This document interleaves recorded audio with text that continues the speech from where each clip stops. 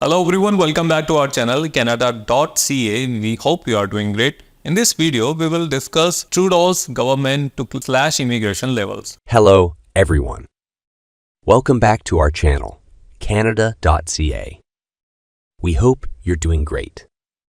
In this video, we will discuss Scoop, Trudeau's government to slash immigration levels.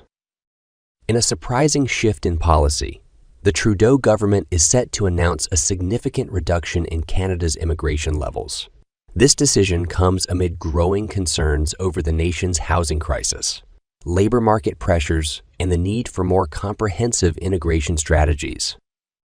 As Canada has long prided itself on being a welcoming destination for newcomers, this potential change raises critical questions about the future of the country's immigration landscape, its economic implications, and the effects on diverse communities across the nation. If you are interested in this topic, please pay attention and watch the video through to the end to get all the information. Please hit like and subscribe, and don't forget to push the notification bell for an upcoming video.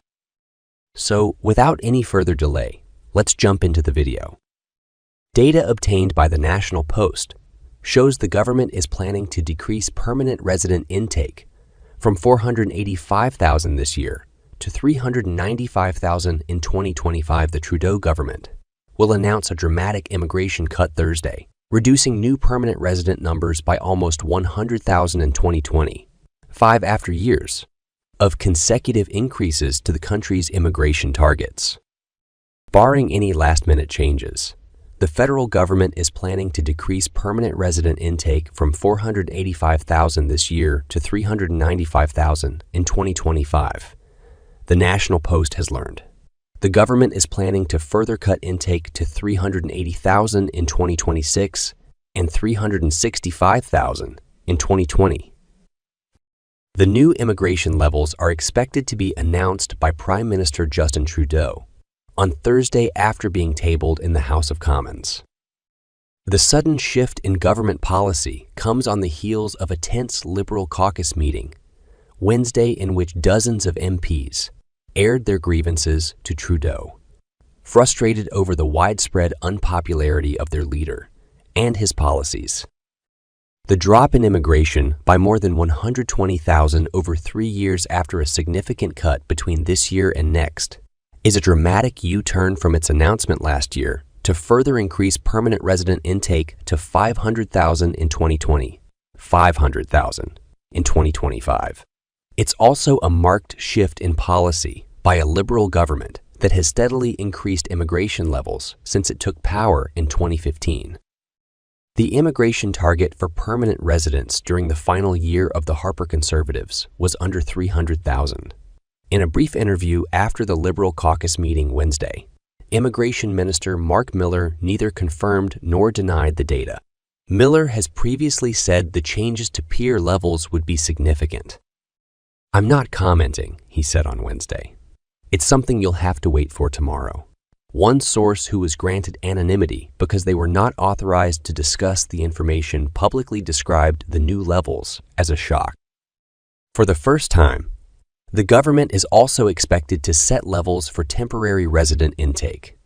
Information obtained by the National Post shows the Liberals' plan to lower the number of temporary resident applications by nearly 30,000 in 2025 to just over 300,000. The drop in temporary resident levels isn't surprising in light of comments by Miller in the spring that he wanted to drop temporary residents' share of the population from 6.5 to 5.2 in 3 years. A large number of permanent residence intake programs are expected to be impacted by the new levels, National Post can report. The most significant cuts are expected to be absorbed by permanent resident applicants in the federal economic classes, which should be lowered by roughly 60 next year to just above 41,000. The numbers will increase slightly in 2026 and 2027. The Liberals are also planning on cutting permanent residences granted through provincial nominee programs by half next year to 55,000. They are expected to remain there until 2027.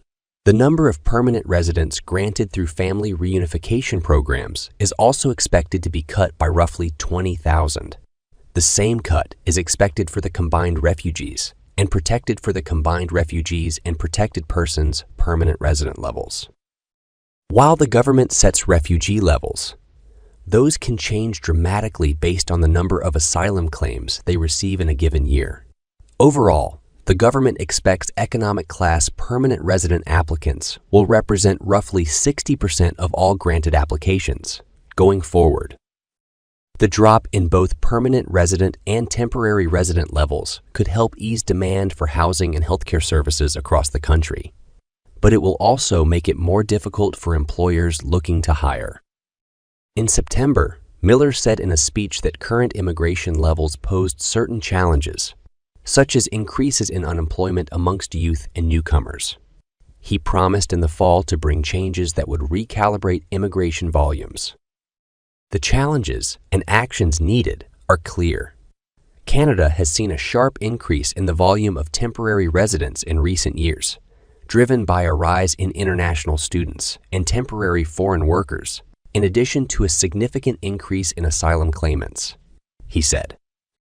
As we head into the fall, we will rebalance our system by setting the right number of newcomers as a critical part of a well-managed system. A recent Ledger survey suggested that 65% of Canadians believe there are too many immigrants currently in the country compared to just over 1/5 who believe current immigration levels are about the right number. The rise in the extent to which Canadians believe that there are too many immigrants is continuing and has yet again reached a new height. Jack Jedwab, the chief executive of the Association of Canadian Studies, told National Post, "As Canada navigates this pivotal moment in its immigration policy, the implications of the Trudeau government's decision to slash immigration levels will undoubtedly ripple through various sectors of society. Stakeholders, including businesses, community organizations, and immigrant advocacy groups, will need to adapt to this new reality, all while advocating for balanced solutions that consider both the needs of the economy and the integration of newcomers. The coming weeks will be crucial in shaping the narrative around Canada's immigration future and its commitment to maintaining its status as a land of opportunity for all." That is all for today in this video. What are your thoughts on this? Please let us know in the comments section below. Thanks for watching the entire video. Hopefully, the information is useful to you. See you later in the next video. Till then, take care. The Trudeau government is poised to announce a significant reduction in Canada's immigration levels, with plans to decrease the intake of permanent residents from 485,000 this year to 395,000 in 2025. This represents a staggering cut of nearly 1 lakh newcomers, with a further reduction anticipated in the following years: 380,000 in 2026 and 365,000 in 2027. This abrupt shift in a policy follows a tense Liberal caucus meeting where dissatisfaction among MPs regarding the government's popularity and policies was voiced.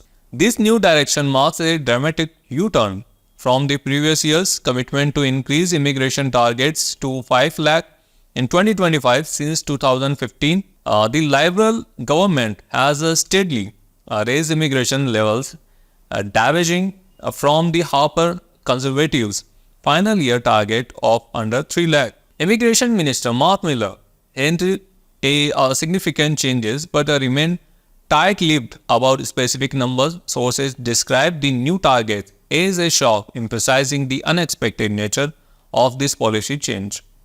In addition to permanent resident cuts, the government plans to lower the number of temporary resident applications by almost 30,000, bringing the total to just over 3 lakh in 2025. This reduction aligned with Miller earlier comments aiming to decrease temporary residents' share of the population from 6.5% to 5.2% over 3 years. Affected programs will include significant cuts to permanent resident applicants in the federal economic classes expected to fall by approximately 60% to just above 41,000 next year, with a similar reduction in a provincial nominee program and family reunification program. While these immigration cuts may alleviate pressures on housing and healthcare services, they could also exacerbate labor shortages for employers seeking to fill positions. Mylan noted that high immigration levels have led to challenges such as rising unemployment among youth and newcomers, indicating a need to recalibrate immigration volumes to better align with the country's needs. Public sentiment reflects a growing immigration concern, with a recent survey revealing that 65% of Canadians feel there are too many immigrants currently in the country. These rising perceptions underscore the challenges the government faces in balancing immigration policy with public opinion. As Canada approaches this critical juncture in its immigration strategy, the repercussions of these changes will be felt across various sectors. Businesses, community organizations, and immigrant advocacy groups will need to adapt to this new reality while advocating for balanced solutions that address economic needs and the integration of newcomers. The forthcoming weeks will be vital in shaping the discourse around Canada's immigration future and its commitment to being a welcoming nation for all.